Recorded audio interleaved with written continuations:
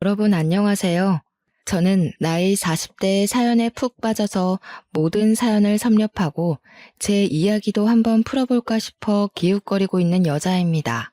제가 진짜 기가 막힌 사연을 하나 가지고 있는데요. 여기 계신 사연자분들의 이야기와 크게 다를 거 없는 막장이라 한번 풀어볼까 합니다. 저는 살면서 저한테 이런 일이 일어날 거라고는 꿈에도 생각하지 못했어요. 왜냐하면 제가 결혼한 사람이, 그러니까 제 남편이 말이죠, 저랑 무려 30년 지기 친구였거든요. 모든 걸 다 아는 사이라고 해도 과언이 아닐 만큼 서로의 과거를 속속들이 알고 있는 사람이었어요. 제가 한 동네에서만 30년을 살았던 사람입니다. 무리하게 대출을 받아 손수 주택을 짓고 사셨던 우리 부모님. 평생을 손수 지은 집이라며 절대로 이사 못 간다고 하셨었거든요. 그 동네에 살고 계신 사람들 대부분이 손수 지은 집이라며 그 터를 떠나지 못하시는 분들이긴 했어요. 우리 부모님의 집이 낡아서 보수가 필요할 때도 서로 돕고 도와가며 보수를 하고, 또 다른 집에서 보수가 필요하면 동네 사람들 모두 모여 돕고, 그니까 그 동네 사람들이 전부 집안에 숟가락이 몇 개가 있는지 다 알 정도로 친한 사이라는 거죠. 우리 옆집에 살던 동갑내기 친구가 바로 제 30년 지기 친구이자 남편이 된 놈이었습니다. 저랑 남편은 초등학교도 중학교도 고등학교도 같은 학교에 다녔고 졸업을 했어요. 모든 졸업사진마다 남편의 얼굴이 떡하니 찍혀 있는 걸 보면 얼마나 어이가 없는지 모릅니다. 물론 대학에 가서야 드디어 갈라지긴 했지만 그게 저희의 사랑이 싹트게 된 계기이기도 합니다. 매일같이 등교하고 하교하고 학원까지도 같이 다니다가 20살 되자마자 갑자기 서로 다른 곳을 향해 가니까 마음이 이상하더라고요. 등교하면서 같은 반 친구 욕도 하고 선생님 욕도 하고 시험 성적 서로 몇 점 나왔냐고 내기도 하고 해야 하는데, 지하철역까지 혼자 걸어가고 수업 마치고 혼자 오는 길이 너무 길고 외롭게 느껴졌어요. 근데 그 마음을 제 남편도 똑같이 느꼈다는 거예요. 자꾸 머릿속에 제가 둥둥 떠다녀서 미친 줄 알았다고. 그래서 군대로 도망을 간 거예요, 이 바보가. 근데 군대에 가니까 서로에 대한 생각이 더욱 절실하게 나는 거죠. 결국 제가 못 참고 군대 면회를 갔다가 그날 서로의 마음을 털어놓고 이야기를 하게 되었습니다. 제가 그때 참았더라면 이 기가 막힌 일도 겪지 않았을 텐데, 아무튼 남편이 군인임에도 불구하고 연애를 시작했고요. 저는 바보같이 그 꽃다운 시절을 군대 간 남자 기다리느라 허비해야 했습니다. 대학 시절에 이 남자 저 남자 만나보고 클럽 같은 데도 다니고 즐겼어야 했는데 코가 확 깨이는 바람에 아주 수도승처럼 지냈죠. 친구들이 어차피 군대 가는데 클럽 가도 모른다고 꼬실 때도 무슨 열려문이라도 세울 것처럼 굴었으니까요. 남편이 휴가만 나오면 좋아서 떨어지는 방법도 모르는 사람처럼 그렇게 연애를 했습니다. 같은 학교 출신인 친구들이 저랑 남편이 연애한다고 하니까 너네는 이미 부부 아니냐고 농담을 할 정도였어요. 그만큼 오래 하라고, 또 연애 감정이 전혀 생기지 않을 것 같은 사람들이었다는 거죠. 서로에 대해 모르는 게 없다는 건 장점이자 단점이었습니다. 가끔은 쉬고 싶은 날도 있는데 아무것도 할 거 없으면서 밖에 왜 안 나오냐고 닥달하는 남편에게 욕을 쏴주고 싶기도 했고요. 생리통이 심해서 집에서 쉬고 있으면 말없이 문고리에 초콜릿이랑 사탕 같은 걸 걸어두고 갈 때는 뽀뽀를 해주고 싶었죠. 불같으면서도 평온한, 오래된 것 같으면서도 신선한 연애를 쭉 이어갔습니다. 저희가 대학을 졸업하고 취업 준비를 할 때 서로의 이력서를 봐주고 고쳐주고 모의 면접도 서로 준비해주고 했어요. 보통은 사회인이 되면 또 다른 세상에 발을 들이는 거라고 하잖아요. 주변 모든 게 달라지니까요. 그래서 헤어지는 커플들도 많다고 하는데, 우리는 오히려 서로 비밀이 없다 보니 더 편하게 연애를 할 수 있더라고요. 집안끼리도 다 아는 사이고, 우리가 사귀는 걸 알게 된 이후에 저는 그 집에서 며느리, 남편은 이미 우리 집에서 사위 취급을 받으며 지냈습니다. 그렇게 딱 연애한 지 10년 차에 저희는 결혼을 약속했어요.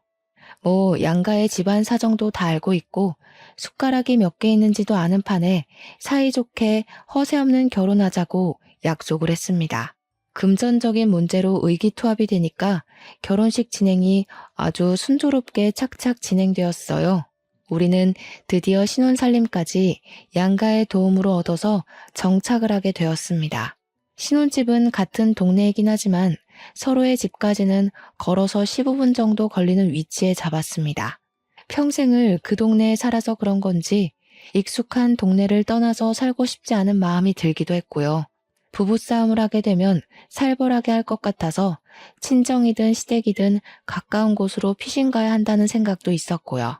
한 동네에서 오래 산 장점이자 단점이라고나 할까요? 거기만큼 편한 곳을 찾지 못하겠더라고요. 밤늦게까지 장사하시는 슈퍼집 아주머니와 언제 맡겨도 완벽하게 수선해주시는 세탁소 아저씨도 한몫하셨습니다. 남편과 저는 꽤 괜찮은 중견기업에 다니고 있었어요. 연봉도 매년 잘 오르고 직원 복지도 괜찮은 기업이었는데 저는 식품 쪽 사업부에서 일하고 있었고 남편은 패션 사업부 쪽이었습니다. 같은 계열사긴 하지만 건물은 다르게 위치하고 있어서 회사에서까지 남편의 얼굴을 마주 볼 일은 없었습니다. 그나마 다행이라고 해야 할지 회사에서까지도 내내 얼굴을 보고 있어야 한다면 금방 지겨워질 것 같았거든요. 남편은 패션 사업부 쪽의 일을 매우 마음에 들어 하지 않았습니다. 사실 남편이 지원했던 부서는 전혀 다른 부서였거든요. MD 쪽 일을 하고 싶어 했어요. 그러니까 매장을 돌면서 매장에 나와 있는 옷들을 전체적으로 밸런스 맞춰서 코디를 한다거나 잘 나가는 옷들을 위주로 카탈로그 작업을 한다거나 하는 그런 부서 쪽으로 지원했으나 사업부에 자리가 남아서 어쩔 수 없이 사업부로 떨어진 거죠. 매장 쪽 일과는 전혀 관계가 없다 보니 남편은 회사를 꾸역꾸역 다니고 있었습니다. 저랑 결혼하고 나서도 계속 일이 재미가 없다는 말만 반복했고 어느 순간부터는 이직을 할까 사업을 할까 하면서 허튼 소리를 하더군요. 중견기업이라 나를 알아주는 회사임에도 불구하고 배가 불러서 저런 소리를 하는 거지 하면서 제가 몇 번이나 잔소리를 했죠. 따지고 보면 우리도 이제 나이 30을 넘겼는데 이제 와서 스카우트 되는 것도 아니고 개인 사업을 하게 되면 리스크가 너무 많잖아요. 개인 사업이라는 게 무조건 성공한다는 보장도 없고 어느 정도 가진 재력이 있어야 한동안 굴러가고 할 텐데 사업부에서 일을 하면서도 눈에 보이는 게 없는지 자꾸 헛바람이 들어서 사업 이야기를 꺼내곤 했습니다. 그때마다 저는 안 된다고 딱 잘라 말하면서도 더 늦기 전에 시켜야 하나 고민도 되긴 했죠. 제가 워낙 시부모님이랑 친하게 지내는 사이기도 했고 결혼하고 나서도 그 관계가 잘 유지되고 있었기 때문에 몇 번 고민 상담을 했어요. 지금 월급도 좋고 복지도 좋고 이만한 회사 찾기도 힘든데 자꾸 남편이 딴 마음을 먹는 것 같아서 고민이라고요. 연애하던 시절이었으면 시모가 분명 제 말이 맞는다고 하셨을 텐데 결혼하고 나니까 또 말이 조금씩 달라지더라고요. 저한테 은근히 그냥 우리 아들 하고 싶은 거 하게 응원해주면 안 될까? 하는 뉘앙스로 말을 하시는데 그런 마음 아세요? 팔이 안으로 굽는 걸 알자마자 더 뻗대고 싶어지는 유아스러운 심리랄까요? 시모가 남편을 싸고 도는 것 같으니까 더 하고 싶은 대로 시켜주면 안 되겠다 하는 마음이 들더라고요. 그나마 한 가지 다행인 건 시부가 전적으로 제 편을 들어주신다는 것이었습니다. 원래 학창 시절부터 제가 더 똑똑했다는 거 모르냐면서 시모한테 현명한 며느리 편을 들어줘야 한다고 박박 우기셨어요.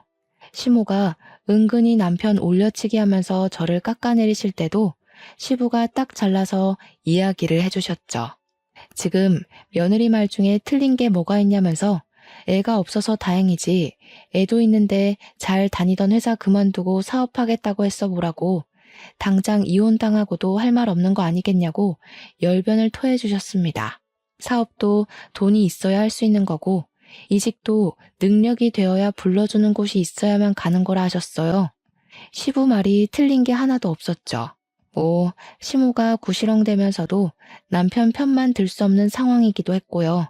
그럼에도 불구하고 원래 시자가 붙으면 다 그렇게 미련을 가지고 진상을 떨게 되는 건지 시모가 몇 번이나 저한테 따로 우리 아들이 하면서 딴지를 걸기 시작하셨어요. 물론 부모님들끼리 서로 오래 알고 지낸 사이고 친하기도 하니까 대놓고 말은 못하시고 은근히 돌려가는 듯한 말투로 이야기하시는 거 있잖아요. 우리 며느리가 사회생활을 잘하는 게 성격이 드세서 그런가? 이런 류의 말들이요. 아들이 사업을 하고 싶어 하면서도 못하는 이유가 기가 센 며느리 때문인가?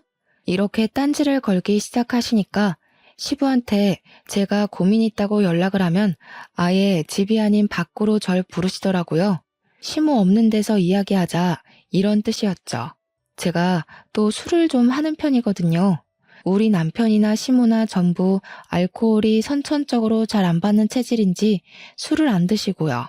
근데 유일하게 또 시댁에서 술을 좋아하시는 게 시부 하나거든요. 저랑 술 마시면 재미있다면서 밖에서 만나기 시작한 이후로는 저랑 맨날 술을 먹자고 하셨어요.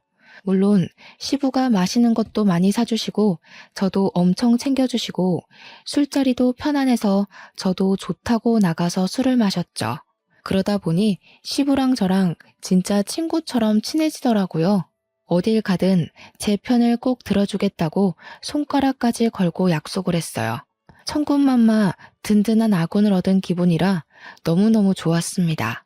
시부가 이러나 저러나 절대로 허튼 짓 하는 거 내버려두면 안 된다고 남편한테 사업바람 들게 한 사람이 시모일지도 모른다며 들어주지 말라고 했어요. 저도 집에 와서 남편한테 똑같이 이야기를 했죠. 허튼 소리 하지 말고 지금 하는 일이나 잘하자고요. 남편이 그 뒤로 구시렁거리는 소리가 좀 줄었더라고요. 그래서 저도 안심하고 바쁘게 일을 하면서 지내고 있었어요. 새로운 식품이 론칭이 되면서 제가 하는 일이 엄청나게 늘었고 야근이 매일 있을 정도로 정신없이 지내야 했습니다. 그러던 어느 날 남편이 아주 거대한 폭탄을 던지고 말았습니다. 나 더 이상은 도저히 사업부 일 못하겠어. 나는 패션을 가까이서 알고 싶었단 말이야. 그래서 이 회사에 들어온 건데 온통 숫자와 글자만 보고 있으니 답이 없는 것 같아. 매장 운영해보는 게 내가 하고 싶은 일에 도움이 될 것 같아서 대리점 신청했어. 지금 일하는 곳이 커다란 회사 안에 있는 계열사라 본사에서 또박또박 월급 날짜에 월급도 잘 주고 있는데 대리점은 다르잖아요. 남편에게 이야기를 들어보니까 대리점을 하게 되면 판매 수익의 일정 %만큼을 월급으로 주는 개념이라고 하더라고요. 그러니까 남편이 옷을 팔아야지만 수익이 나는 거고 그 수익금으로 직원 월급까지 줘가면서 팔아야 한다는 건데 매장 위치가 어디에 있는지 알지도 못하는 상태에서 대리점 신청을 했다는 게 말이나 되는 소리입니까? 아무리 대책이 없어도 그렇지 회사에 몇 년이나 몸담고 있었으면서 그런 것도 모르고 일을 친다는 게 너무 답답했어요. 그래서 어디 위치인지는 알고 있냐고 하니까 경기도에 있는 아울렛 매장인데 우리가 생각하는 큰 규모의 아울렛은 아니라고 했습니다. 그 말을 듣자마자 매출이 쥐똥만큼도 안 나오겠구나 싶은 거죠. 제가 당장 취소하고 와라 했더니 거기서 장사했던 사람이 그러는데 매출이 꽤 잘 나왔다고 하는 겁니다.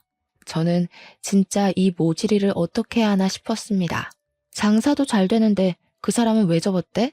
매출이 넉넉한데 굳이 장사 접을 이유가 있나? 그러니까 남편이 우물쭈물하면서 그거야 잘 모르겠는데 아무튼 괜찮다잖아 이러더라고요. 수상쩍은 위치에 매장 운영이라고는 한 번도 해본 적이 없는 사람이 거기 가서 퍽이나 잘하겠다 싶었어요. 그래서 절대 안 된다고 대리점 하겠다는 거 취소하고 다시 생각해보라고 했더니 남편이 그제야 이미 사표를 던지고 나왔다는 겁니다. 대리점 신청도 다 끝났고 가게 보증금만 내면 그 자리에 들어가기로 했다는 거예요. 제가 얼마나 가슴이 터질 듯이 화가 났는지 이해가 가세요? 당연히 그 대화는 부부싸움으로 번지게 되었습니다. 어떻게 한마디 상의도 없이 그런 일을 벌일 수 있냐고 제가 고래고래 소리를 질렀죠. 남편은 제가 소리를 질렀다는 것에 꽂혀서 막 뭐라고 했어요. 어떻게 남편이 하겠다는 일마다 부정적으로 볼 수 있냐? 소리는 왜 지르냐 하는데 이렇게 혼자 독단적으로 처리할 거면 결혼은 왜 했나 싶고 너무 열이 뻗치더라고요. 남편한테 솔직하게 이야기를 했죠. 너 자리 잡으려면 못해도 몇 년은 걸릴 거 아니냐고요. 그러니까 남편이 옷만 잘 팔면 됐지 자리 잡는 게 뭐 오래 걸리겠냐고 빠르면 한 달 안에도 할 수 있는 거 아니네요. 저는 남편에게 그 사업체가 돌아가는 시스템도 모르면서 다짜고짜 대리점을 내면 누가 도와줄 거냐고 너 잘할 수 있냐고 따졌어요. 그러니까 뭐 자기가 패션 쪽 일을 한 게 몇 년인데 그것도 모르겠냐고 으름장을 두더라고요. 지금 하던 일도 패션 쪽 일인 걸 알면 잠자코 잘 붙어나 있지 꼭 이런 식으로 사고를 치죠. 판매하는 거랑 사업부 일은 완전히 다른 거다. 사무직이랑 서비스직이 어떻게 같을 수 있냐고 했더니 대꾸 안 하더라고요. 씩씩거리면서 자기 오늘 기분 나빠서 시댁 가서 자고 오겠다고 나가버렸어요. 저는 혼자 남은 집에서 이 사태를 어찌 해결해야 하는가 고민을 하고 있었는데 시부한테 연락이 왔습니다. 술 한잔 하자고 하시길래 마음껏 취해보려고 술을 마시고 속 시원하게 털어놓았어요. 생각이 없어도 너무 없는 것 같다고 어떻게 상의도 없이 그런 일을 할 수 있냐고 하니까 시부가 되려 미안하다며 보증금은 시부가 내주시겠대요. 그래서 에라 모르겠다, 될 대로 되라 하고 손 놓기로 했습니다. 당연히 제가 결심해야 할 일은 남편이 자리를 잡기 전까지 애를 가지지 않겠다는 것이었습니다. 하지만 세상 일이 제 마음대로 될 리가 없죠. 그렇게 다짐한 지 4개월이 막 지났을 무렵 제가 글쎄 임신을 떡하니 하고 말았습니다. 물론 양가에서는 무슨 잔치라도 벌일 것처럼 난리를 떨면서 좋아하셨습니다. 저한테 은근히 틱틱거리던 시모까지도 너무 잘했다고 축하한다고 제 손을 꼭 잡으시는데 제 마음은 또 그게 아니지 않겠어요. 축하받아야 마땅한 일이지만 그러면서도 마음 한구석에 걱정이 너무 크게 되는 겁니다. 우리 아이한테 아직까지도 미안한 일이에요, 그게. 남편이 은근 낯을 가리는 성격이라 그런지 매장에서 손님이 와도 멀뚱멀뚱하게 있다고 하고 아무리 직원들이 잘한다고 해도 매장의 책임자라는 사람이 아무것도 안 하고 멍하니 있으면 무슨 물건이 팔리겠어요. 남편은 그냥 편한 거 좋은 거만 하면서 직원들에게 모든 책임을 전가하고 있었던 거죠. 버는 돈도 당연히 본사 다닐 때보다 훨씬 줄었고 그나마도 월급 제때 가져다 주지도 않았어요. 뭐 그만큼 번다는 게 자기 입장에서는 부끄러워서 제 날짜에 못 주는 거다 하며 변명을 하지만 제가 화를 내야지만 월급 봉투를 내민다는 게 어이가 없잖아요. 도대체 그 돈으로 뭘 하고 다니는지, 왜 만날 돈이 없다고 난리인지. 안 그래도 임신한 뒤로 예민함이 극에 달해서 미치겠는데 남편 주머니에서 로또가 계속 나오더라고요. 남편한테 로또 한답시고 월급이 반토막 난 거 아니냐고 막 따지니까 그래봐야 5,000원인데 뭐가 문제냐고 하더군요. 5,000원짜리가 10장, 20장 나오니까 제 속이 터지는 건데 도대체 제 남편의 눈치는 어디다 팔아먹은 걸까요? 어차피 당첨되지도 않을 거 그만 사라고 했더니 아울렛 주변 매장 형들이 전부 로또를 한다고 안 할 수가 없대요. 그나마 다행인 건 그 형들은 로또도 하고 스포츠 토토도 하고 그러는데 자기는 스포츠는 잘 몰라서 로또만 하는 거래요. 제 눈빛이 얼마나 경멸스러웠을지는 안 봐도 비디오였죠. 로또 용지 보니까 숫자도 제 맘대로 적혀 있길래 남편한테 번호 정해서 돌리는 거냐고 물어보니 자동이래요. 자동으로 해야 그나마 5,000원씩 잡힐 때가 있다면서 이를 드러내고 웃는데 도대체 누가 5,000원 벌겠다고 로또를 하나요? 제 남편이지만 참으로 모자란 놈이 아닐 수 없습니다. 그러더니 저한테도 로또를 사다 주겠다고 운을 떼더군요. 저는 번호를 고심해서 6개 골랐고 앞으로는 이 번호로만 로또를 사다 달라고 했더니 저보고 돈 낭비래요. 진정한 로또는 자동이다 어쩐다 하면서 핀잔을 주는데 지 주머니에서 나온 로또들 보면 답 나오죠. 누가 돈 낭비를 하고 있는 건지 참나. 시간은 계속 흐르고 남편이 벌어오는 돈은 쥐꼬리보다 조금 나은 형편이었고요. 저는 애를 어찌 키워야 하나 정말 막막함에 어쩔 줄 몰라 하고 있었습니다. 육아휴직을 내는 순간부터 우리 세 식구의 생활비를 어떻게 감당해야 할지 고민이 되었어요. 임신해서 먹고 싶은 것도 다 먹고 하고 싶은 것도 다 하고 휴식도 취하고 여유를 누려야 하는데 제 머릿속은 온통 부정적인 생각만 가득했습니다. 오죽하면 사람들이 임신한 이후부터 사람이 더 시커매진 것 같다고 혹시 우울증이라도 온 거 아니냐고 걱정할 정도였어요. 회사 사람들도 이 정도면 육아휴직 모르고 차라리 일을 하는 게 더 낫겠다고 농담을 던지기도 했고요. 철없는 남편이랑 살아본 적 없는 사람들이라 제 고충을 모를 것 같아 입을 열 수도 없었습니다.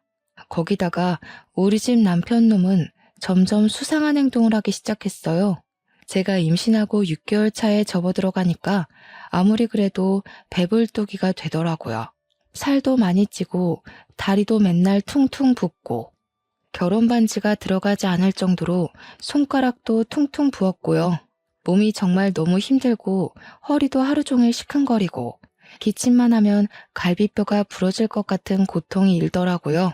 제가 오죽하면 임신하고 나서부터 세상의 모든 어머니들을 존경하기 시작했다니까요. 처음에 임신했다고 했을 때는 발이 땅에 닿으면 죽는 사람처럼 저를 대접해주고 귀하게 여겨주더니 시간이 지날수록 점점 사람이 저한테 관심이 없는 겁니다. 스트레스 때문에 이거 먹고 싶다 하면 나가서 사 먹어, 배달시켜 먹어, 이러질 않나? 저보고 가뜩이나 살쪄서 곰 같은데 더 먹고 얼마나 더 찌려고 그러냐고 스트레스를 더 주더라고요. 이게 남편이 맞는지 혹시 원수는 아닌지 그런 생각이 들었죠. 맘카페 같은 데 올려보니까 오랜 친구 사이 같아서 사랑이 아닌 정으로 살고 있는 거 아니냐고 하는데 저희가 오랜 친구 사이는 맞잖아요. 이 사람이 정말 이제 더 이상 나를 사랑하지 않는 건 아닐까 하는 생각이 들었습니다. 그런데 더더 의심 가고 수상한 행동은 말이죠. 저에게는 세상 무관심한 사람이 행색은 엄청 번지르르하게 하고 다닌다는 거였어요. 평소에는 머리 감기 귀찮다면서 절대 하지 않던 포마드 같은 걸 발라서 싹 고정시키고 다니지를 않나.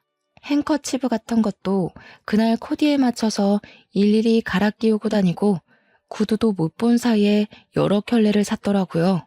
예전에 학창 시절 때부터 우리 남편이 한 가지에 꽂히면 그것만 신던 놈이라 신발은 정말 딱 한 켤레만 사서 신던 놈이거든요.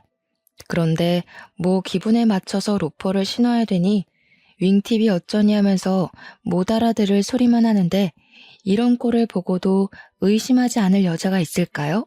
거기다가 인터넷에 보니까 마누라 임신 기간에 남자들이 바람을 제일 많이 핀다고 하대요. 저도 워낙 돌려 말하는 성격은 아니라 신이 난 남편한테 너 바람 났니?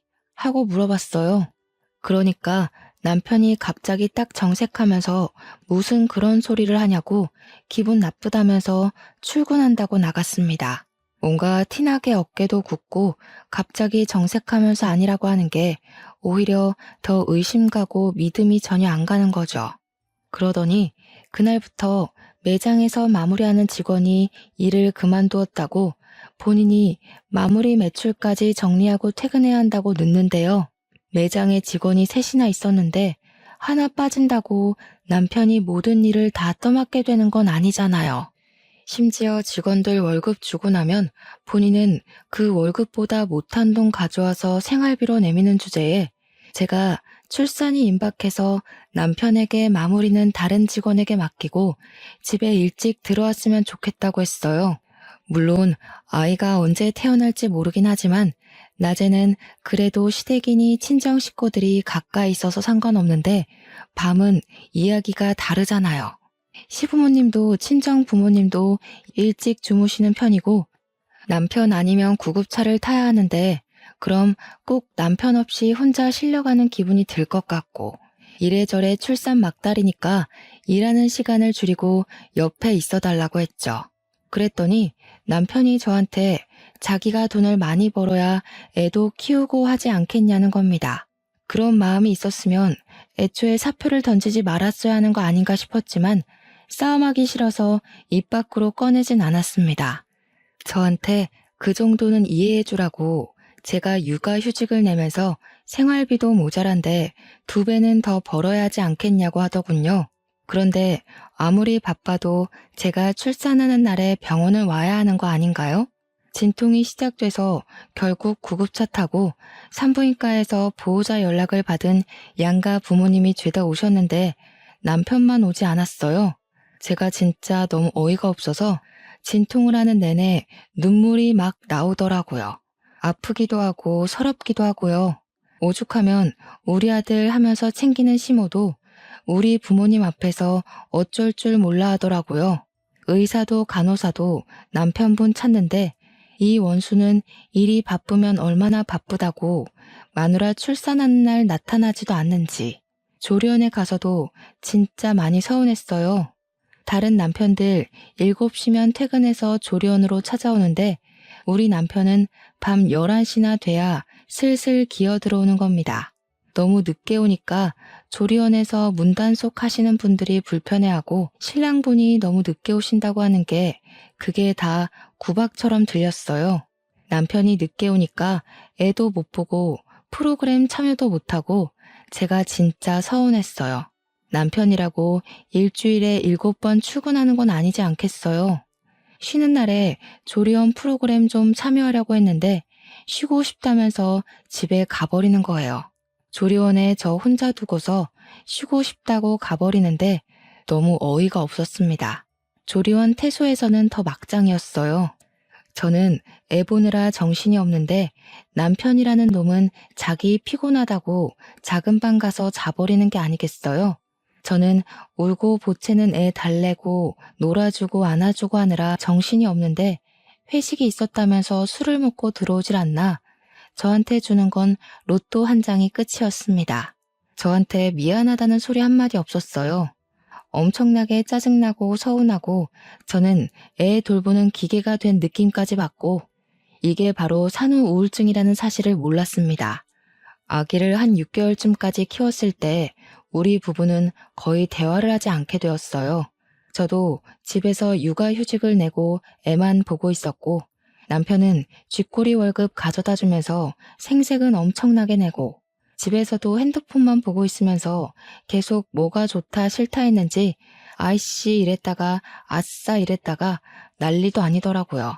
그래서 너 뭐 하냐고 제가 핸드폰을 확 뺏어서 화면을 살펴보았습니다.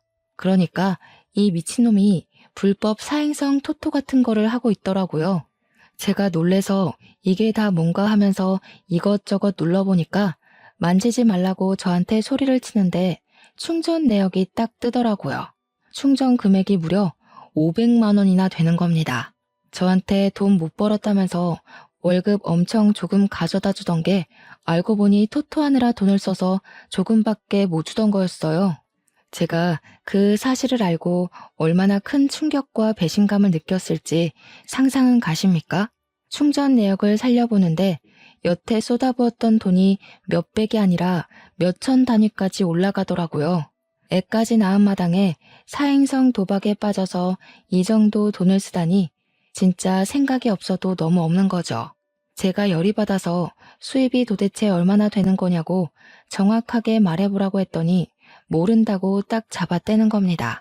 네가 버는 돈인데 모른다는 게 말이 되냐고 솔직하게 말을 하라고 했는데 계속 어물쩍 넘어가더라고요. 이대로 넘어가면 이 남편놈이 원하는 대로 흘러가는 거라는 생각이 들어서 월급 통장을 찾았습니다. 월급 통장이 구석에 통장 정리 한 번 안 된 상태로 있길래 은행으로 달려가 통장 정리부터 했습니다. 그랬더니 진짜 가관이더라고요. 저한테 생활비라며 가져다 주는 돈이 월 150에서 200만 원 정도 되었거든요. 그게 자기 용돈 빼고 주는 거라면서 저한테 약간 모든 돈을 다 맡긴다는 식으로 생색을 냈었는데 월급 통장에 들어오는 돈이 평균적으로 500만 원 정도 되더라고요. 많이 들어오는 달에는 700만 원, 800만 원도 찍혀 있었어요. 저는 정말 애 키우면서 기저귀도 아껴 쓰고 식비도 허리띠 졸라매면서 식단 짜서 먹고 있었는데 얼마나 어이가 없고 속이 상했겠어요. 저는 참을 수 없는 배신감에 시부한테 이 사실을 모두 알렸어요. 그래도 집안에서 유일하게 제 편을 들어주는 사람이 시부뿐이었기 때문에 저도 별다른 선택지가 없기도 했죠. 그랬더니 시부가 집까지 찾아와서 남편을 붙잡고 소리를 질렀습니다. 어디 할 게 없어서 애까지 있는 놈이 도박을 하냐고 당장 손모가지를 자르겠다고 아주 난리가 나셨습니다. 옆에서 보고 있던 저도 가슴이 쫄려서 콩닥콩닥 할 지경이었으니까요. 뒤따라온 시모가 시부를 막 말리고 남편도 평소에 시부를 무서워했던 터라 잘못했다고 빌면서 울고불고 하는데 가관이더라고요. 그 와중에 시모가 저한테 은근히 그걸 왜 일러서 이사다를 만드냐고 탓을 하는데 진짜 팔이 안으로 굽어도 너무 굽은 거 아닌가요? 제가 말해서 들어먹을 인간이었으면 시부한테 말 자체를 하지 않았겠죠. 제 말을 듣지 않으니까 어쩔 수 없이 이 상황을 만든 건데 진짜 짜증났어요. 그 뒤로는 남편이 저에게 완전히 적대감을 드러내기 시작했어요. 부부 사이가 원활하지도 않았고 사행성 토토를 제가 시부에게 알린 이후로 저희의 감정의 골은 더욱 깊어질 수밖에 없었죠. 제가 무슨 말만 하면 틱틱거리면서 저를 깔보고 무시하기 시작했어요. 여자가 복직해봐야 돈을 벌면 얼마나 벌고 승진을 하면 얼마나 하겠냐면서 자기가 벌어온 월급으로 살아야 할 건데 왜 그런 걸 시댁에 가서 일러냐 이런 거죠.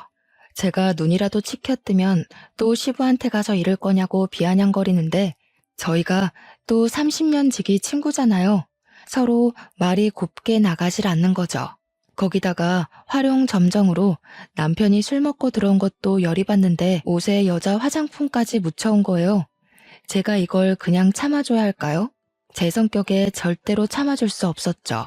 그래서 남편이 술에 취해 자는 사이 한쪽 눈썹을 완전히 밀어버렸습니다. 아침에 일어나서 식겁을 하면서 저한테 야, 미쳤냐? 하면서 달려드는데 저도 옷에 묻은 화장품 보여주면서 네가 더 미친 거 아니냐고 했죠. 나도 호스트바에 가서 한번 질펀하게 놀아볼까? 하면서 소리 지르니까 씩씩거리면서 한쪽 눈썹 손으로 가리고 출근하더라고요. 퇴근할 때 보니까 눈썹이 곱게 그려져 있길래 누가 그려줬냐고 화를 내니 매장 여직원이 그려줬대요. 이 눈썹을 하고 어떻게 손님을 받고 일을 하겠냐면서요. 그렇게 서로 으르렁거리며 지내다가 아기가 돌쯤 됐을 때 돌잔치 준비를 하다 보니 그날 입을 우리 아기 옷이 없더라고요. 꽃가옷이나 하나 사줄 겸 남편이 매장에서 어떻게 일하는지 궁금하기도 해서 친정 부모님 모시고 남편이 일하는 아울렛에 갔어요. 미리 간다고 연락하지 않고 불시에 찾아갈 심산으로 아기 옷부터 구경을 하고 오후쯤 되어서 남편의 매장으로 갔죠. 서프라이즈 할 겸 이제 돌잔치도 얼마 안 남았으니 앙금 털고 화해할 생각으로 간 거였어요. 근데 남편 매장에 딱 도착했는데 그 계산하는 포스 기계 아시죠? 그 앞에서 웬 여자애랑 백허그를 하고 실실 쪼개고 있는 게 아니겠어요? 친정 부모님도 이게 뭔가 싶어서 눈 비비고 계시고 저는 남편이 그 여자애랑 노닥거리는 모습 보고는 엄청 놀랐죠. 엄청 놀란 동시에 속에서 끓어오르는 분노와 옷에 묻혀온 화장품이 막 생각나고 여자 직원에 자기가 눈썹 그려줬다는 것까지 퍼즐이 막 맞춰지더라고요. 그 여자의 목에 직원들이 사용하는 사원증 목걸이가 걸려 있었거든요. 더 볼 것도 없다 싶어서 아버지한테 애를 덥석 안기고 야, 이 미친놈아, 너 뭐 하는 거야? 소리를 지르면서 남편에게 달려갔어요. 남편이랑 그 여자애랑 후다닥 떨어지면서 어머나 하는데 제가 눈에 뭐 보이는 게 있겠습니까? 남편이 손사래를 치면서 아니야 오해야 하는데 아주 뺨부터 갈겨버렸습니다. 주위에 있던 사람들도 다 쳐다보고 옆 매장, 앞 매장 할 거 없이 다 구경 와서 보는데 분이 안 풀려서 소리를 막 질렀죠. 이 미친놈 새끼가 지금 마누라가 떡하니 있는데 매장 직원이랑 바람이 나서 이러고 있어? 아니야, 오해야. 오해라니까. 그냥 계산하는데 뭐가 안 돼서 그런 거야. 너는 직원이랑 끌어안고 시시덕거리면서 일하는 게 지금 바람이 아니라는 거야? 우리 부모님도 김서방 지금 뭐 하는 겐가? 하고 소리치고 있고, 여직원에는 고개 숙이고 구석에 어쩔 줄 몰라 서 있고, 남편은 저한테 맞은 뺨이 막 부어오르기 시작하는데 아니라고만 변명하고 앉아있더라고요. 그러면서 직원한테 기계 사용법 알려준 게 죄냐고 억울한 척 하는데 둘이 누가 봐도 커플인 것처럼 꽁냥꽁냥 하고 있던데 무슨 개소린지. 제가 남편 귀때기를 잡아 끌고 당장 나오라고 했어요. 남편이 지은 죄가 있어서 그런지 쪽팔린 것도 모르고 잘못했다고 막 빌면서 질질 끌려 나오더라고요. 그대로 부모님 차에 태워서 시댁으로 달려갔습니다. 시댁에 도착해서 문을 콱 열고 들어가니까 시부모님이 저와 남편을 보고 뒤이어 따라온 우리 부모님을 보고 깜짝 놀라시더라고요. 제가 씩씩거리고 있으니 무슨 일이 난 건 알겠는데 저희 부모님까지 와 있으니 이상하다 싶으셨겠죠. 알고 계셨어요? 이 사람이 바람 난 거 알고 계셨냐고요. 시부모님이 숨을 헉 들이키시더니 몰랐다고 하시면서 남편한테 진짜 바람 피웠냐고 막 추궁을 하시더라고요. 남편이 아무 소리도 못하고 죄송합니다, 잘못했어요 하는데 우리 부모님은 김서방이 그럴 줄 몰랐다고 가슴을 쾅쾅 치시며 분노하시고 있고요. 그러니 시모가 저한테 쓱 이야기를 하는 겁니다. 아니, 평소에 집에서 애를 얼마나 구박을 했길래 애가 바람을 피우고 그러겠어. 우리 아들 뺨은 또 왜 이러고? 네가 때린 거니? 애 얼굴을 무식하게 왜 때리고 그래 정말? 저는 당연히 할 말을 잃었죠. 바람 피운 게 누군데 제 탓을 한단 말입니까?